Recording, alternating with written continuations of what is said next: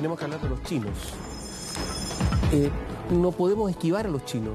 El problema es que el G20 en Buenos Aires, los chinos fueron fundamentales junto con los norteamericanos. Si hubiese sido hace algunos años, habrían sido solo los norteamericanos después de la caída de la Unión Soviética, después de la caída del bloque soviético, después de que se terminó la Guerra Fría, pero ahora no, los chinos. Hay una nueva Guerra Fría, es la Guerra Fría 2.0, es la Guerra Fría tecnológica, es la Guerra Fría con más de 1.000 y tantos millones de habitantes.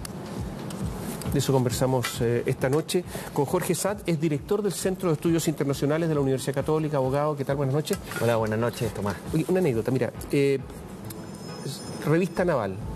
Se celebraron los 200 años de la Armada de Chile. Entonces, una gran revista naval, pasaron buques. Entonces, los chinos anunciaron, nosotros también vamos, tenemos que estar en la revista. Entonces, anunciaron el BH Daichan Dao, que iba a navegar frente a Valparaíso.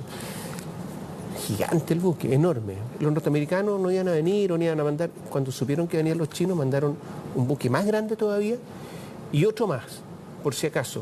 Porque incluso en esas cuestiones simbólicas están peleando, aquí en la bahía de Valparaíso, chinos y norteamericanos. La diferencia, los norteamericanos buques de guerra, el chino un buque hospital con una cruz roja, blanco, etcétera, pero enorme. La confrontación Estados Unidos-China en Argentina, ¿quién ganó? Si uno tuviera que decir, ganó este, ¿quién ganó o no ganó nadie? Yo diría que al final del día gana China. Gana China porque la guerra comercial, sobre todo el riesgo de la escalada de esta tensión, Trump ya asume de que puede afectar directamente a su economía. Y por lo tanto, esta tregua de 90 días, que es un frágil acuerdo, no es para celebrar de que se pone término a la guerra comercial, es también una señal de que está teniendo algunas presiones en la economía americana o amenazas en el mediano plazo que no hacen recomendable seguir con esta escalada.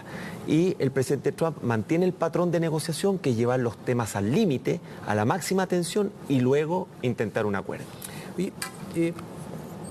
A ver, lo que se está discutiendo en estos momentos es que por primera vez hay un país grande, ¿no?, que tiene una dictadura férrea, como es la dictadura china, con un sistema de libre mercado, donde hay intervencionismo estatal, porque hay muchas empresas estatales. Lo que pasa es que el modelo chino es que las empresas estatales compiten entre ellas.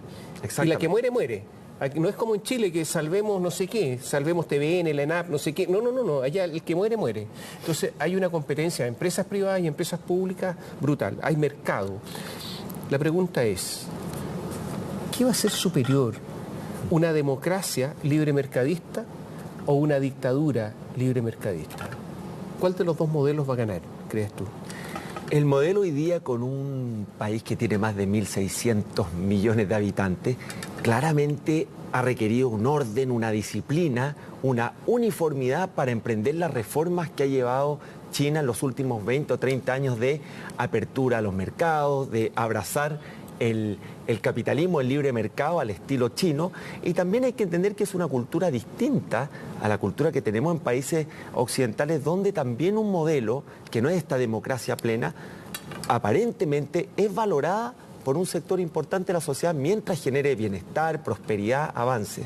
No nos olvidemos que China también tiene sus tensiones sociales, pero la ha ido aplacando, por ejemplo, con el alza sostenida en los últimos años del salario mínimo, el salario por hora de los trabajadores, y también con una inversión muy importante en infraestructura pública.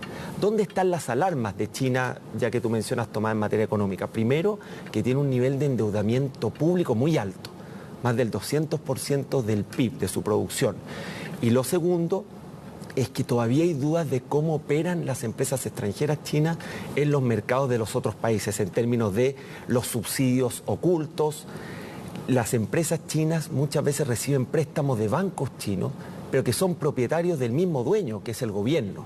Entonces, ese tipo de situaciones puede generar distorsiones en los mercados, manipulaciones monetarias, como en algún momento acusó el presidente Trump, que obviamente hacen deseable dotar de mayor transparencia y que nos aseguremos de que compiten con las mismas reglas del mercado y de la competencia que el resto de las empresas. Pero ahora vamos a ver, con dos gigantes, Estados Unidos es un gigante, ¿qué es más eficiente, una dictadura o una democracia?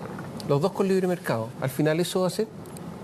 Mira, Tomás, en la semana antepasada se publicó la última encuesta Latino Barómetro, que mide la calidad de la democracia en Latinoamérica, tú te sorprenderías que más del 40% o es indiferente o prefiere un sistema autoritario, versus el 48% que sigue prefiriendo la democracia. Es decir, hay hoy día un cuestionamiento a este orden liberal, democrático, basado en que las personas sienten que no han cumplido las expectativas que tenían cifradas en torno a este modelo. Y eso hace que estén dispuestas a renunciar eventualmente a espacios de participación de democracia si es que llegan ciertos gobernantes o líderes que aseguren cumplimiento de las promesas, mayor bienestar, preocupación de los problemas de la gente. Lo peligroso es que ambas cosas no son excluyentes, pero hoy día está rentando políticamente incluso mostrar como que la democracia puede no ser necesariamente la mejor vía para eso. Los derechos humanos ahí sufren. Oye, hay un señor que se llama, o se llamaba, no lo tengo claro, Min Aung Hlaing. Min Aung Hlaing, ¿te le suena? Yo creo que no. No. Pero a los que nos preocupamos de la actualidad, suena. ¿Quién es el señor? No era ni más ni menos que el jefe de todas las policías del mundo, el jefe de la Interpol, un chino. Cuando fue elegido, mucha reticencia porque el chino iba... Bueno, Min Aung Hlaing tuvo una mala idea, ir a Pekín, a su país. Desapareció. El jefe de la Interpol desapareció. A los chinos les dio lo mismo. Y resulta que lo tomaron y no apareció nunca más.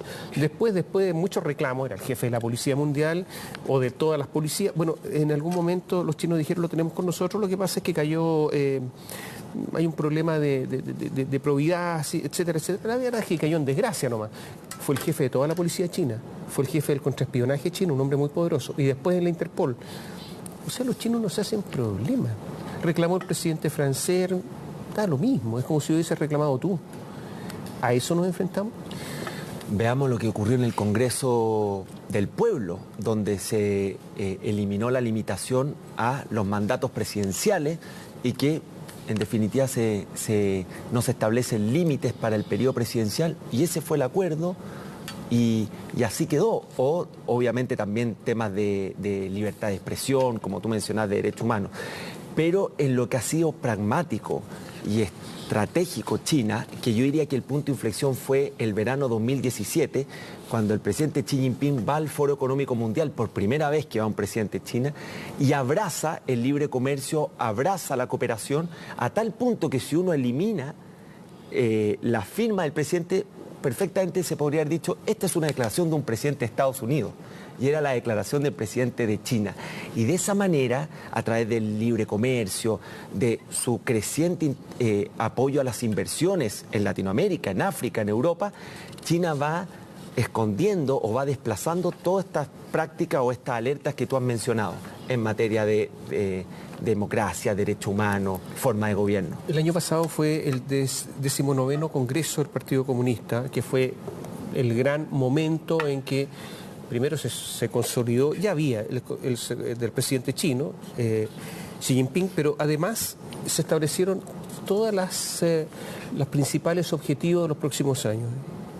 En el ámbito exterior, confirmar a China como una nueva gran potencia, situarla orgullosamente entre las naciones con una visión de futuro compartido, desarrollar la economía, etcétera, etcétera. Y la seguridad nacional. Los chinos se están armando como locos. Hoy día, después de Estados Unidos, el país que más gasta en armas.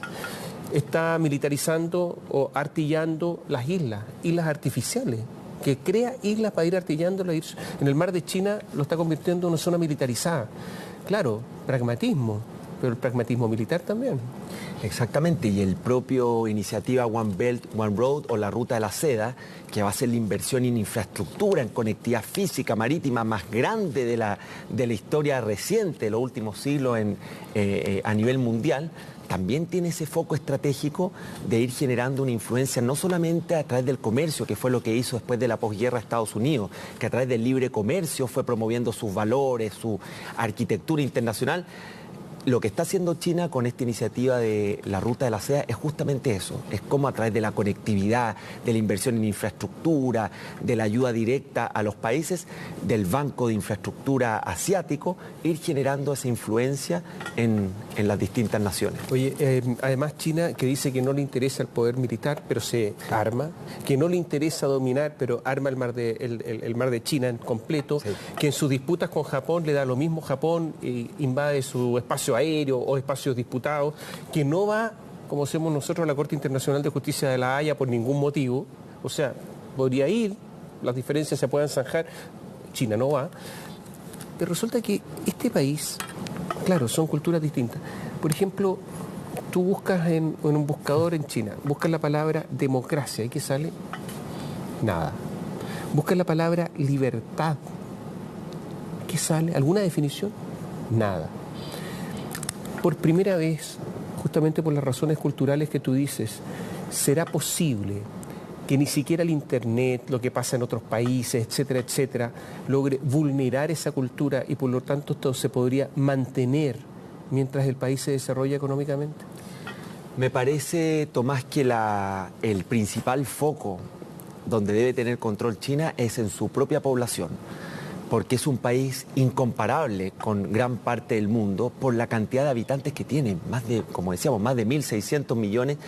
Y si sus políticas económicas, sus políticas sociales, más las políticas de gobierno logran tener un cierto control, un cierto orden y disciplina, creo que China va a poder seguir avanzando en las tareas que está realizando. Pero el frente interno yo veo que es su principal amenaza, porque todos los países, pensemos Chile, que es nuestro principal socio comercial, China, no tenemos mayor poder de negociación para levantar alertas respecto a estos temas de China. Y muchos de estos temas, además del país asiático, como el mar de China, son conflictos que afectan a sus vecinos, pero bastante alejados de esta parte del mundo. Por lo tanto, las personas también tienen mayor conocimiento de estas materias. A lo más tienen una intuición de que China está teniendo un involucramiento mayor en Latinoamérica y en Chile, por noticias como el ingreso de Tianqi a Soquimich u otro tipo de inversiones, la diversificación de nuestras exportaciones, que ya no es solo cobre, estamos viendo cómo ha aumentado el tema del vino, las cerezas,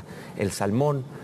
¿Tú crees que Asia va a caer bajo la influencia china definitivamente por el peso, porque Estados Unidos está más lejos, porque le cuesta cada vez más a Estados Unidos mantener territorialmente el dominio o en forma marítima, el dominio marítimo, y que por lo tanto progresivamente esos países ineludiblemente van a caer bajo la influencia china? Yo creo que no es algo de corto plazo y Japón también tiene un rol y un peso específico en el mundo importante, pero lo que sí se está generando con este fenómeno de cómo ha ido cambiando el comercio mundial es que las llamadas cadenas de valor están cada vez más integradas. Por lo tanto, cada vez más países asiáticos van generando en la cadena de producción o de insumos productos para beneficio de China. Y esa interdependencia económica claramente va generando también una mayor dependencia política o menor capacidad de negociación con ese país. Mira, vamos a hacer un alto, vamos a tocar un punto que ya lo tocaste pero más en profundidad, la ruta de la seda.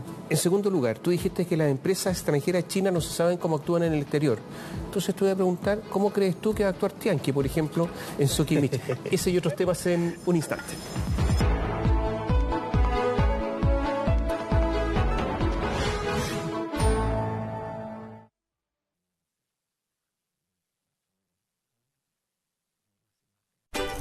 Cada verano en Uruguay se celebran muchos aniversarios, como el de Juan Carlos, que hace tanto que veranea en Uruguay